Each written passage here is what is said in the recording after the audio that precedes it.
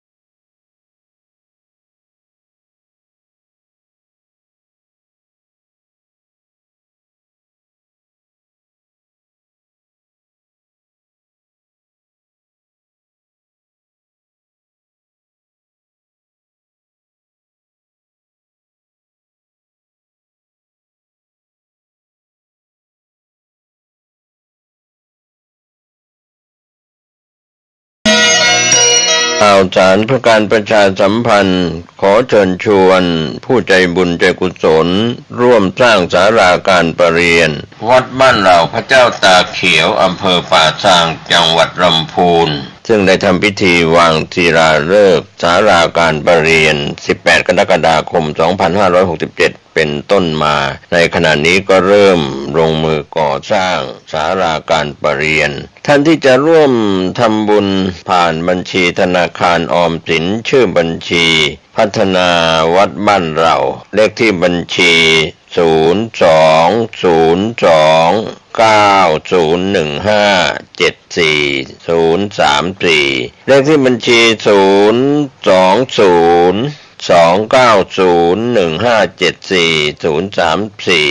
หรือติดต่อสอบถามได้ที่พระครูภาวนาโส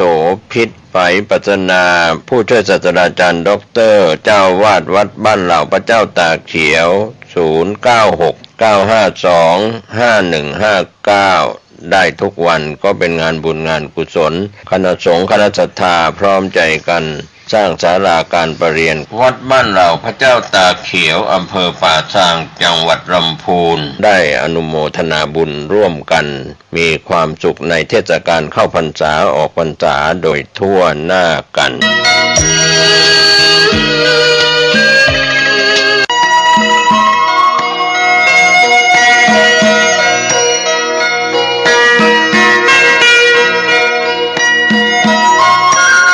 ศาลเพื่อการประชาสัมพันธ์โครงการปรับภูมิทัศน์และพัฒนาปรับพื้นที่รอบอุโบสถวัดป่าแดงมหาวิหารโครงการระยะที่9 ธันวาคมถึง31 ธันวาคม 2567ถึง20 มกราคมถึง21 ธันวาคม 2568มติคณะกรรมการบริหารวัดป่าแดงมหาวิหารครั้งที่ 4/2567 ได้เห็นชอบและอนุมัติให้ดำเนิน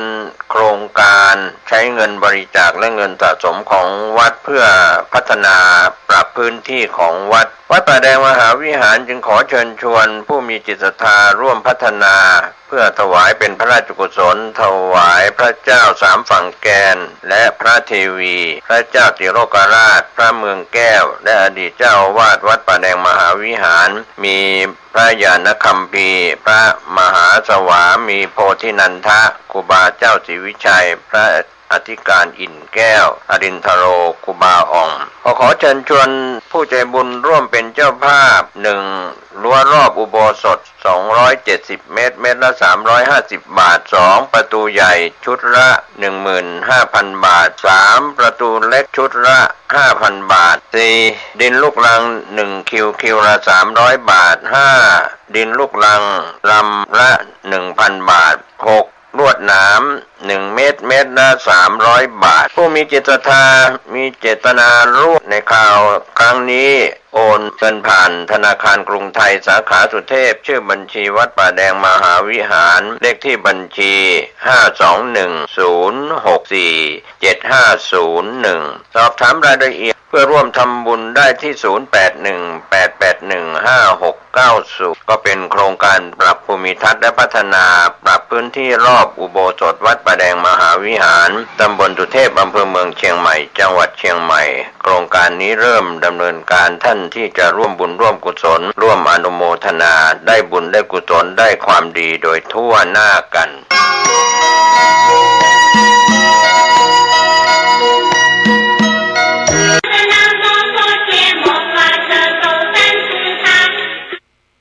สวัสดีครับท่านผู้ฟังที่เคารพการนำเสนอพุทธกิจ45พรรษาตั้งแต่21ถึง45เป็นการไม่ระบุว่าพรรษาที่21ถึง45นั้นเป็นการหยุดจำพรรษาที่ใดก็มีเรื่องราวที่นำมาเล่าต่อท่านผู้ฟังครับก็ถือว่าวันนี้ผมเกษตรเพชรมิตรวิทยากรก็นำเล่าเรื่องของมิคาระเศรษฐีได้ฟังพระธรรมเทศนาจากองค์สมเด็จพระสัมมาสัมพุทธเจ้าแล้วก็ตั้งอยู่ในโสดาปัตติผลจึงยกชายม่านขึ้นถวายบังคมพระศาสดาแล้วก็กราบทูลว่าข้าพระองค์ไม่เคยทราบเลยว่าทานที่บุคคลกระทำในพระพุทธศาสนานั้นมีอานิสงส์มากอย่างนี้บัดนี้ข้าพระองค์ทราบก็เพราะการชักนำของบุตรสะใภ้หญิงนี้มาเพื่อประโยชน์เพื่อความสุขของข้าพระองค์โดยแท้ก็เป็นส่วนที่มิคารเศรษฐีกล่าวกับนางต่อหน้าเบื้องพระพักตร์ของพระศาสดาว่าวิสาขานั้นเธอจงเป็นมารดาของเราตั้งแต่บัดนี้เป็นต้นไปนางจึงได้นามว่าวิสาขามิคารมาตานับตั้งแต่บัดนั้นเป็นต้นมาจากนั้นทุกวันในเวลาเช้าเรือนของนางก็อารามเรืองด้วยสีของผ้ากาสาวพัสเต็มไปด้วยผู้แสวงบุญนะครับท่านผู้ฟังก็ภายในเรือนก็จะเตรียมอาหารไว้พร้อมหลังภัตตาหารก็นำเพตัสและน้ำปานะ8อย่างไปถวายเหล่าสงฆ์ฟังพระธรรมเทศนาของพระศาสดาแล้วจึงกลับมายังเรือนเช่นนี้เป็นกิจวัตรทุกๆวันในวันปลายพรรษาวันหนึ่งนางวิสาขาก็กราบทูลอาราธนาพระพุทธองค์พร้อมด้วยภิกษุสงฆ์ไปรับภัตตาหารยังเรือนของนางในวันรุ่งขึ้นคันจวนสว่างฝนตกหนักนะครับท่านผู้ฟังพระศาสดาก็รับสั่งกับภิกษุทั้งหลายว่าพวกเธอจงสงสนานกายกันเถิดเพราะฝนนี้จะเป็นฝนสุดท้ายของพรรษาเหล่าภิกษุก็พากันเปลื้องผ้าส่งน้ำฝนครั้งนั้นนางวิสาขาก็สั่งทาสีให้ไปทูลภัตตาการเวลาอาหารแด่พระพุทธองค์นางทาสีไปถึงพระอารามแล้วเห็นเหล่าภิกษุพากันเปลือยกายอาบน้ำฝนอยู่ก็เข้าใจว่าพวก อาเจรกะยึดพระอารามเชตวันไปแล้วจึงกลับไปแจ้งความที่ตนประสบมานางวิสาขาเป็นคนฉลาดรู้ได้ทันทีว่าบรรดาภิกษุคงเรื่องผ้าอาบน้ำเป็นแน่นางทาสีนี้จึงสำคัญว่าไม่มีภิกษุอยู่ในอารามนางก็สั่งทาสีนั้นซ้ำว่าเธอจงกลับไปแจ้งพระศาสดาว่าบัดนี้ภัตตาหารเสร็จเรียบร้อยแล้วบรรดาเหล่าภิกษุเมื่อสงน้ำเสร็จแล้วต่างก็นุ่งห่มจีวรแล้วเข้าไปสู่ที่พำนักตามเดิมนางทาสีกลับมาเห็นอารามว่างเปล่าจึงกลับไปแจ้งอีกว่าไม่มีภิกษุในอารามเลยนางวิสาขาจึงสั่งซ้ำอีกเป็นครั้งที่3ว่าเธอจงไปแจ้งว่าบัดนี้ภัตตาหารเสร็จแล้วพระศาสดาจึงเสด็จพร้อมกับพระภิกษุสงฆ์ไปยังเรือนของนางวิสาขาก็ได้อังคาดพระผู้มีพระภาคเจ้าและภิกษุสงฆ์ด้วยโภชนาหารอันประณีตหลังจากเสร็จภัตกิจแล้วนะครับท่านผู้ฟังนางก็ได้กราบทูลพระศาสดาว่าหม่อมฉันขอประทานพร8ประการข้อแรกขอถวายวัสสิกาสาดกผ้าอาบน้ำฝนแก่ภิกษุทั้งหลายข้อที่2ขอถวายภัตตาหารแก่ภิกษุอาคันตุกะข้อที่3ขอถวายภัตตาหารแก่ภิกษุที่จะเดินทางไกลข้อที่4ขอถวายภัตตาหารแก่ภิกษุอาพาธเจ็บป่วยข้อที่5ขอถวายภัตตาหารแก่ภิกษุที่พยาบาลภิกษุป่วยข้อที่6ขอถวายเภสัชยาแก่ภิกษุอาพาธข้อที่7ขอถวายข้าวยาคูข้าวต้มแก่บรรดาภิกษุเป็นประจำข้อที่8ขอถวายวัสสิกาสาดกผ้าคลุมอาบน้ำแก่ภิกษุทั้งหลายพระพุทธองค์ทรงมีพระบรมราชานุญาตตามคำกราบทูลในส่วนของเรียกว่าอนุญาตตามคำขอของนางวิสาขาแล้วจึงทรงอนุโมทนาพร8ประการนับเป็นต้นบัญญัติแห่งการถวายผ้าอาบน้ำฝนและปัจจัยต่างๆก็ทำให้เกิดความสะดวกแก่ภิกษุภิกษุณีสืบมาจนถึงปัจจุบันนะครับจากอดีตจนถึงปัจจุบันนอกจากนั้นยังทรงอนุญาตเภสัชยาเพื่อบำบัดอาการอาพาธของภิกษุ5ประการก็มีเนยใสเนยข้นน้ำมันน้ำผึ้งน้ำอ้อยอนุญาตให้บริโภคได้ในเวลาอาหารแล้วก็หลังเวลาอาหารต่อมามิคารเศรษฐีคิดว่าสะใภ้ของเรามีอุปการะมากควรจะทำเครื่องประดับให้แก่นางเพราะมหาราดาปราสาทมีน้ำหนักมากไม่อาจใช้ประดับได้ตลอดเวลาจึงให้ช่างจัดทำเครื่องประดับชื่อคณมัฏฐกะปราสาทอันมีน้ำหนักเบาให้แก่นางในวันมงคลวันหนึ่งมหาชนพากันไปยังพระเชตวันวิหารเพื่อฟังธรรมนางวิสาขาและบริวารตั้งใจฟังธรรมด้วยเช่นเดียวกันนางประดับกายด้วยมหาราดาปราสาทแล้วเดินตามชนเหล่านั้นไปครั้นถึงพระเชตวันวิหารนางก็คิดว่าการแต่งกายด้วยเครื่องประดับเช่นนี้เข้าไปในวิหารเป็นการไม่สมควรจึงถอดเครื่องประดับออกห่อให้เรียบร้อยส่งให้บริวารถือไว้แล้วเข้าไปในวิหารเพื่อฟังพระธรรมเทศนาเมื่อจบพระธรรมเทศนานางก็ออกมาพร้อมกับบริวารตั้งใจว่าจะไปดูแลภิกษุอาคันตุกะที่จรมาภิกษุผู้เตรียมจาริกไปและภิกษุสามเณรเจ็บป่วยอาพาธเมื่อเสร็จแล้วก็กลับนางขอเครื่องประดับคืนบริวารจึงรู้ว่าตนลืมไว้ในพระวิหาร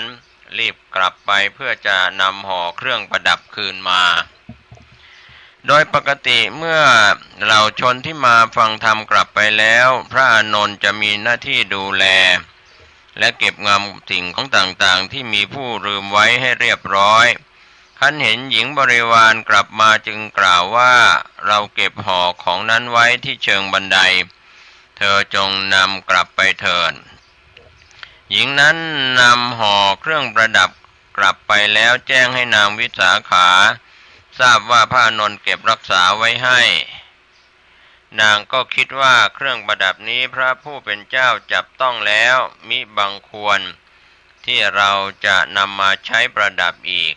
เราจะขายเครื่องประดับนี้เพื่อนำปัจจัยไปบำรุงพระพุทธศาสนาจึงให้ประกาศเปล่าร้องหาผู้ที่จะซื้อแต่ก็ไม่มีผู้ใดกล้าสู้ราคาเพราะมีมูลค่าสูงมากดังนั้นนางจึงซื้อเครื่องประดับเตี๋ยเองแล้วให้ขนกหาปณะใส่เกวียนนำไปยังพระเชตวันวิหารกราบทูลพระศาสดาว่าบัดนี้หม่อมฉันนำกหาปณะที่ได้จากการขายมหาราดาปราสาทมาน้อมถวายหม่อมฉันสมควรจะถวายไว้ในปัจจัยใดพระเจ้าข้าพระศาสดาทรงแนะนำว่าเธอควรนำไปสร้างที่พำนักสำหรับสงฆ์ที่ใกล้ประตูเมืองทางทิศตะวันออกเถิดนางจึงไปซื้อที่ส่วนหนึ่งของอุทยานบุพารามด้วยเงินค่าขายเครื่องประดับจำนวน9 โกฏแล้วก็เริ่มก่อสร้างปราสาทเพื่อให้เป็นที่ประทับของพระผู้มีพระภาคเจ้าและเป็นที่พำนักของภิกษุสงฆ์บนที่ดินผืนนั้นด้วยเงินค่าก่อสร้างอีกจำนวน9 โกฏนะครับก็คันออกพรรษาแล้วพระผู้มีพระภาคเจ้ามีพระประสงค์จะเสด็จจาริกเมื่อนางวิสาขาทราบจึงรีบมากราบทูลว่าหม่อมฉันสร้างวิหารนี้เพื่อถวายแด่พระองค์ขอโปรดเสด็จกลับเถิดพระเจ้าข้าพระศาสดาตรัสว่านี้เป็นการออกจาริกของเรานางวิสาขาก็คิดว่าพระผู้มีพระภาคเจ้าคงทรงเป็นเห็นบุคคลที่จะสมควรโปรดจึงทูลขอภิกษุที่เข้าใจเรื่องการก่อสร้างไว้รูปหนึ่งพระพุทธองค์ตรัสว่าเธอพอใจภิกษุรูปใดจงรับบาตรของภิกษุรูปนั้นเถิดแม้นางจะเคารพพระอานนท์เถระก็จริงแต่คิดว่าการงานนี้จะสำเร็จลงได้ก็ด้วยอาศัยพระมหาโมคคารลานะจึงรับบาตรพระเถระไว้พระผู้มีพระภาคเจ้าจึงรับสั่งให้พระโมคคัลลานะพาภิกษุสงฆ์กลับพระเถระก็ได้ช่วยเหลือให้การก่อสร้างสำเร็จลุล่วงไปโดยปราศจากอุปสรรคแม้กระนั้นก็ยังต้องใช้เวลาก่อสร้างถึง9 เดือนจึงแล้วเสร็จต่อมานางวิสาขาทราบว่าขณะนี้พระศาสดาเสด็จกลับจากจาริกมาถึงกรุงสาวัตถีแล้วจึงไปเฝ้ายังพระเชตวันวิหารทูลอาราธนาให้พระพุทธองค์ไปประทับที่มิคารมาตุปราสาทเป็นเวลา4 เดือนเพื่อทำการฉลองพระศาสดาทรงรับโดยดุษณีภาพตั้งแต่นั้นนางก็ถวายทานแก่พระศาสดาและพระสงฆ์สาวกตลอดเวลาระยะยาวถึง4 เดือนวันสุดท้ายนางได้ถวายผ้าสาดกแก่ภิกษุใหม่เพื่อทำจีวรและถวายเภสัชยาแก่ภิกษุทุกรูป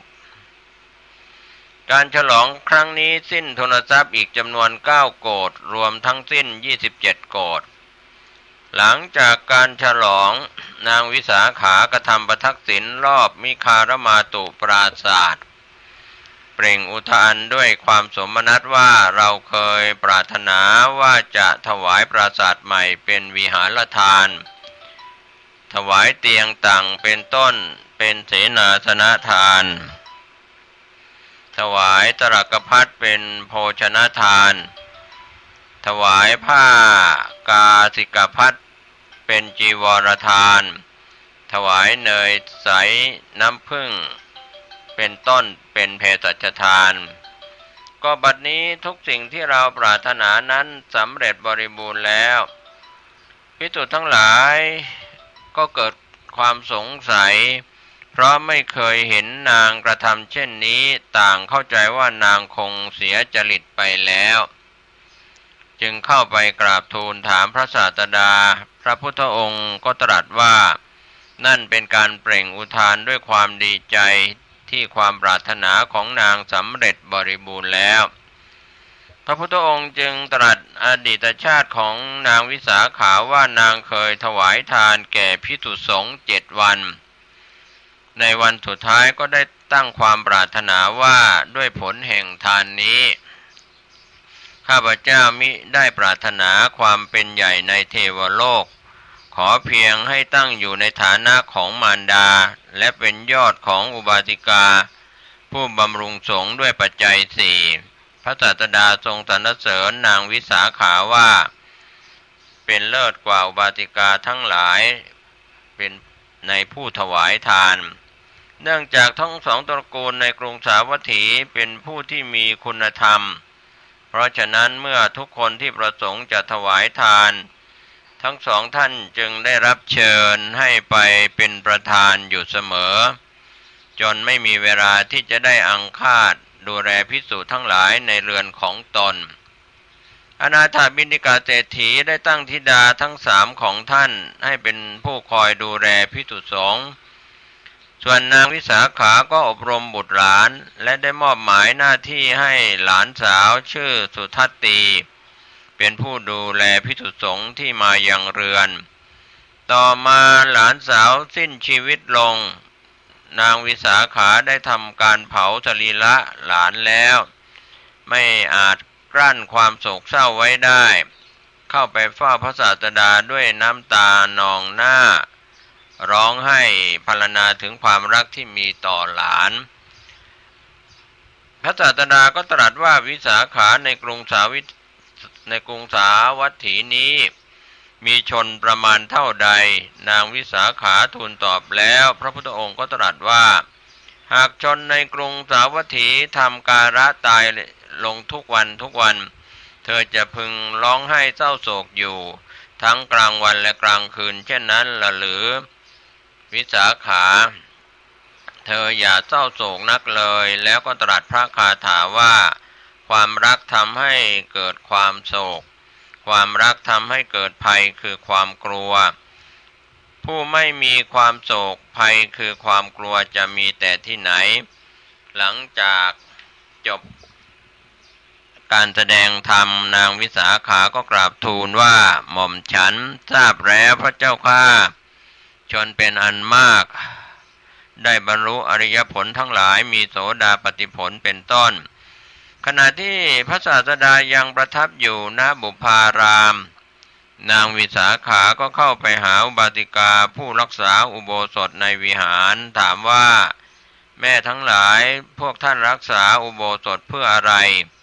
หญิงแก่ก็ตอบว่าพวกเรารักษาอุโบสถเพราะปรารถนาทิพยสมบัติหญิงกลางคนตอบว่าพวกเรารักษาอุโบสถเพราะไม่ต้องการอยู่ร่วมกับสามีหญิงรุ่นสาวก็ตอบว่าพวกเรารักษาอุโบสถเพราะต้องการบุตรชายในครรภ์เป็นคนแรกหญิงวัยรุ่นตอบว่าพวกเรารักษาอุโบสถเพราะต้องการไปสู่สกุลสามีในวัยสาวนางวิสาขาก็พาพวกหญิงเหล่านั้นไปสู่ที่ประทับของพระศาสดากราบทูลความปรารถนาที่แตกต่างกันของหญิงเหล่านั้นให้ทรงทราบพระศาสดาตรัสว่าวิสาขาธรรมดาสภาวธรรมทั้งหลายมีชาติการเกิดย่อมส่งสรรพสัตว์ไปสู่วัยชราจากวัยชราส่งไปสู่พยาธิการเจ็บป่วยจากพยาธิการเจ็บป่วยก็ย่อมส่งไปสู่มรณะความตายมรณะความตายย่อมตัดชีวิตเหมือนบุคคลตัดต้นไม้ด้วยขวานสัตว์ทั้งหลายมุ่งปรารถนาแต่วัฏฏะ การเวียนว่ายตายเกิดไม่ปรารถนานิพพานแล้วก็ตรัสคาถาว่านายโคบาลย่อมใช้ท่อนไม้ต้อนโคไปสู่ที่หากินฉันใดความแก่และความตายย่อมต้อนอายุของสัตว์ทั้งหลายไปฉันนั้นในเวลาจบพระธรรมเทศนาชนเป็นอันมากบรรลุอริยผลทั้งหลายมีโสดาปัตติผลประมาณพรรษาที่21ประทับจำพรรษาณกรุงสาวัตถีก็กล่าวถึงขณะที่พระพุทธองค์ประทับอยู่ณมิคารมาตุปราสาท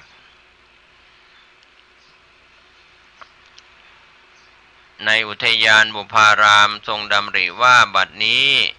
อัปมงคลเกิดขึ้นแก่เหล่าภิกษุสงฆ์แล้ว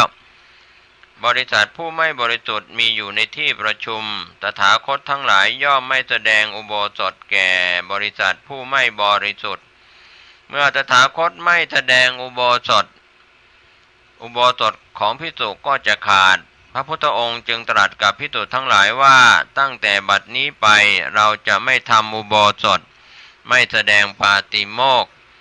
พวกเธอพึงทำอุโบสถพึงแสดงปาติโมกข์กันเองในหมู่สงฆ์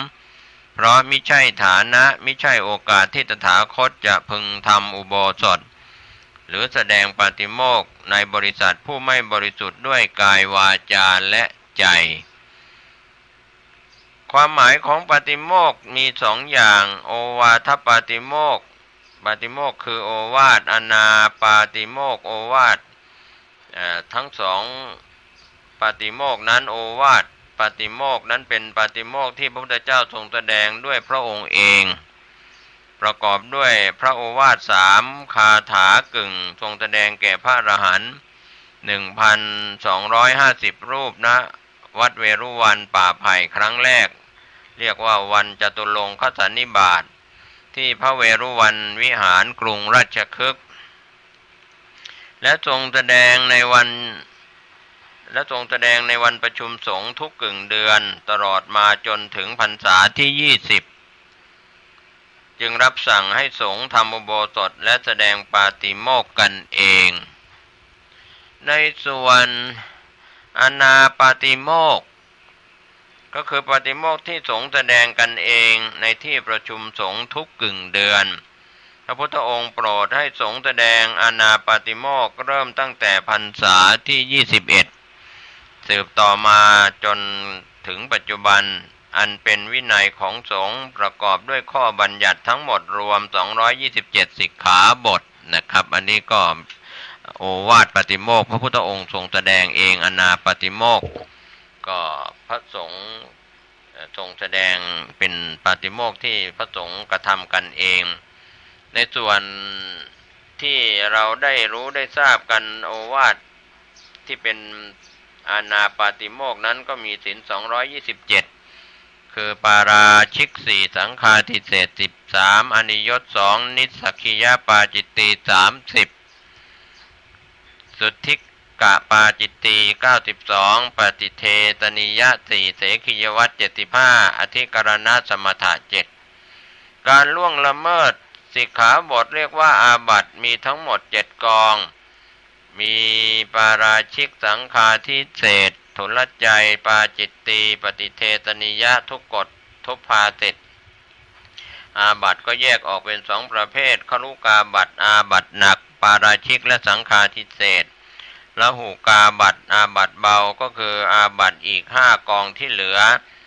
การแสดงอานาปาติโมกข์หรือการทำอุโบสถนี้นะครับท่านผู้ฟังเรียกว่าสังฆอุโบสถภิกษุ4รูปขึ้นไปประชุมกันต้องแสดงปาติโมกข์ปาริสุทธิอุโบสถคณะอุโบสถภิกษุ2รูปหรือ3รูปประชุมกันไม่ต้องแสดงปาติโมกข์เพียงแจ้งความบริสุทธิ์ซึ่งกันและกันบุคละอุโบสถเป็นการอธิษฐานอุโบสถภิกษุเพียงรูปเดียวให้กำหนดใจของตนเองว่าวันนี้เป็นวันอุโบสถวันทำอุโบสถมี3วันคือจะตุทิสิกะอุโบสถที่ทำในวันแรม14ค่ำปัณณรสิกะอุโบสถที่ทำในวันขึ้นหรือแรม15ค่ สามัคคีอุโบสถที่ทำในวันที่สงฆ์ซึ่งแตกจากกันหันกลับมาปรองดองกันครับอันนี้ก็เป็นการนำเล่าเรื่องราวที่เกิดขึ้นส่วนประมาณพรรษาที่26นั้นประทับจำพรรษาที่กรุงสาวัตถีพระพุทธองค์ในพรรษานี้เป็นเพียงข้อสันนิษฐานหลังจากที่พระราหุลอุปสมบทและบรรลุอรหัตผลเป็นพระอรหันต์แล้วในพรรษาที่14ต่อจากนั้นไม่มีข้อความขยายให้รับทราบกล่าวถึงพระราหุลอีกเลยก็เป็นการมีข้อความถึงพระสารีบุตรจะกราบทูลลานิพพาน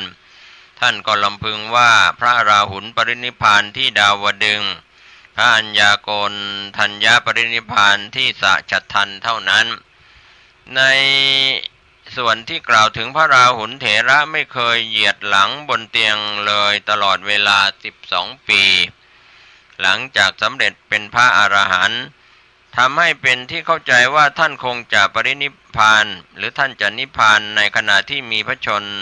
มายุ32 พรรษาจึงสันนิษฐานว่าพระราหุลคงนิพพานในพรรษาที่26ก็เป็นการอ้างอิงกล่าวถึงพระราหุลเถระที่พยากรณ์พระราตผลได้กล่าวคาถาว่าเราเป็นโอรสของพระพุทธเจ้าบริบูรณ์ด้วยชาติสมบัติและปฏิบัติสมบัติเป็นผู้มีปัญญาเห็นอมตะธรรมพ้นจากข่ายคือตัณหาปกคลุมแล้วถอนรากเครือวิชาความไม่รู้หมดแล้วเป็นผู้มีความเยือกเย็นดับสนิทด้วยสัตราคืออริยมรรคพระราหุล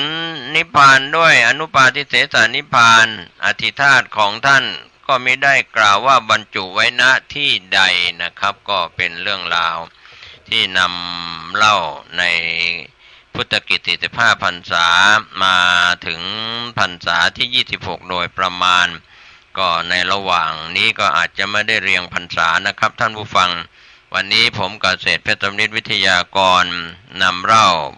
แบ่งปันเรื่องราวเกี่ยวกับพุทธกิจ45 พรรษาญาติโยมด้านพุทธศาสนิกชนท่านผู้ฟังทั้งหลาย